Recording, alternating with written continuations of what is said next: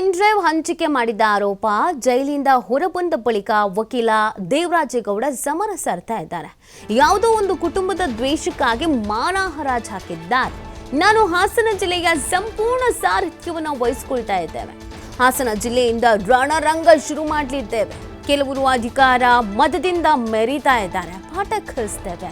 ಸುದ್ದಿಗೋಷ್ಠಿ ನಡೆಸಿ ಕಿಡಿಕಾರಿದ್ದಾರೆ ಬಿಜೆಪಿ ಮುಖಂಡ ದೇವರಾಜೇಗೌಡ.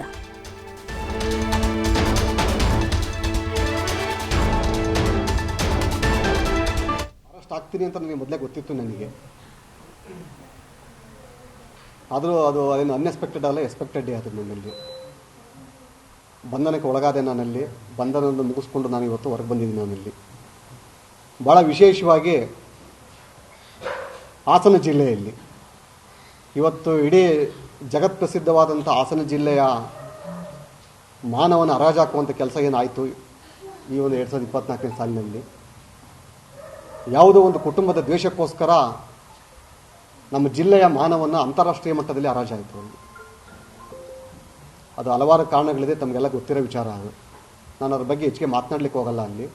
ಆದರೆ ಮುಂದಿನ ತಿಂಗಳು ನಾನು ನಿಮ್ಮೆಲ್ಲರಿಗೂ ಒಂದು ದಿನಾಂಕವನ್ನು ನಿಗದಿ ಮಾಡ್ತೀನಿ. ಅಲ್ಲಿ ನಾನು ಈಗಾಗಲೇ ಈ ಸೆಷನ್ಸ್ ನಡೀತಾ ಇರೋದ್ರಿಂದ ಅಲ್ಲಿ ಲೋಕಸಭೆಯಲ್ಲಿ ಪಾರ್ಲಿಮೆಂಟಲ್ಲಿ ಸೆಷನ್ಸ್ ನಡೀತಾ ಇರೋದ್ರಿಂದ ಅದು ಮುಗಿದ ನಂತರ ಮಾನ್ಯ ಪ್ರಧಾನಮಂತ್ರಿಯವರನ್ನ, ಮಾನ್ಯ ಗೃಹ ಸಚಿವರನ್ನು ಮತ್ತು ಅನೇಕ ನಾಯಕರುಗಳನ್ನು ಭೇಟಿಯಾಗಿ ನಾನಲ್ಲಿ ಪ್ರಪ್ರಥಮವಾಗಿ ಹಾಸನ ಜಿಲ್ಲೆಯಿಂದಲೇ ಸನ್ಮಾನ್ಯ ದೇವೇಗೌಡರು ಮತ್ತು ಯಡಿಯೂರಪ್ಪ ಅವರ ಸಾರಥ್ಯದಲ್ಲಿ, ಸನ್ಮಾನ್ಯ ಶ್ರೀ ವಿಜಯೇಂದ್ರ ಮತ್ತು ಕುಮಾರಸ್ವಾಮಿಯವರ ನೇತೃತ್ವದಲ್ಲಿ ನಮ್ಮ ರಾಜ್ಯದಿಂದ ಆಯ್ಕೆಯಾಗಿರುವಂಥ ಎಲ್ಲ ಸಂಸದರನ್ನು ನಾನು ಹಾಸನ ಜಿಲ್ಲೆಗೆ ಬರಬೇಕು ಅಂತಂತೇಳಿ ವಿನಂತಿಯನ್ನು ಮಾಡ್ಕೊಳ್ತೀನಿ. ನಾವಲ್ಲಿ ವಿಶೇಷವಾಗಿ ನಮ್ಮ ರಾಜ್ಯದಿಂದ ಆಯ್ಕೆಯಾಗಿರುವಂಥ ಎಲ್ಲ ಕೇಂದ್ರ ಸಚಿವರನ್ನು ಆ ದಿನ ಇಲ್ಲಿ ಕರೆದು ಇಲ್ಲಿ ನಮ್ಮ ಕಾರ್ಯಕರ್ತರಿಗೆ ಶಕ್ತಿ ತುಂಬುವಂಥ ಕೆಲಸವನ್ನು ಮಾಡಬೇಕು, ಒಂದು ಬೃಹತ್ ಸಮಾವೇಶವನ್ನು ಮಾಡಬೇಕು ಅಂತ ಒಂದು ತೀರ್ಮಾನವನ್ನು ಮಾಡಿದ್ದೀವಿ. ನಾವಲ್ಲಿ ಈಗಾಗಲೇ ಒಂದು ಸುತ್ತಿನ ಮಾತುಕತೆಯನ್ನು ನಾನು ಕೂಡ ಮಾಡಿದ್ದೀನಿ. ನನ್ನಲ್ಲಿ ಯಾವ ಜಿಲ್ಲೆಗೆ ಕಳಂಕ ತಂದರೋ ಅದೇ ಜಿಲ್ಲೆಯಿಂದಲೇ ಕೂಡ ನಾವಲ್ಲಿ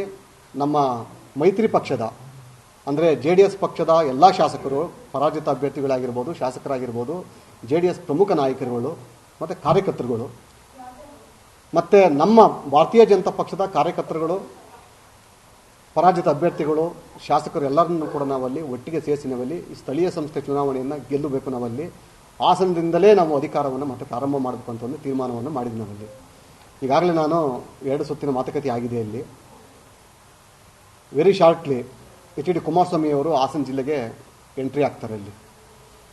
ಇಲ್ಲಿ ರಾಜಕೀಯವನ್ನು ಈ ಜಾಗದಿಂದಲೇ ಪ್ರಾರಂಭ ಮಾಡಬೇಕು ಅಂತ ನಾನು ಮನವಿಯನ್ನು ಕೂಡ ಮಾಡಿದ್ದೀನಿ. ನಾನಲ್ಲಿ ಅಟ್ಲೀಸ್ಟ್ ತಿಂಗಳಿಗೆ ಒಂದು ಬಾರಿ ಆದರೂ ಕೂಡ ನೀವು ಇಲ್ಲಿ ಬರಬೇಕು. ನೀವು ಇಲ್ಲಿ ನನ್ನ ಕ್ಷೇತ್ರದಲ್ಲಿ ಒಳಯನ್ಸ್ ವಿಧಾನಸಭಾ ಕ್ಷೇತ್ರದಲ್ಲಿ ಒಂದು ಬೃಹತ್ ಕಾರ್ಖಾನೆಯನ್ನು ಪ್ರಾರಂಭ ಮಾಡಬೇಕು ಅಂತೇಳಿ ಈಗಾಗಲೇ ನಾನು ಕುಮಾರಸ್ವಾಮಿಯ ಜೊತೆ ಮನವಿಯನ್ನು ಮಾಡಿದ್ದೀನಿ. ನಾನು ಅರೆಸ್ಟ್ ಆಗ್ತೀನಿ ಅಂತ ನನಗೆ ಮೊದಲೇ ಗೊತ್ತಿತ್ತು. ನನಗೆ ಆದರೂ ಅದೇನು ಅನ್ಎಕ್ಸ್ಪೆಕ್ಟೆಡ್ ಅಲ್ಲ, ಎಕ್ಸ್ಪೆಕ್ಟೆಡ್ ಅದು. ನನ್ನಲ್ಲಿ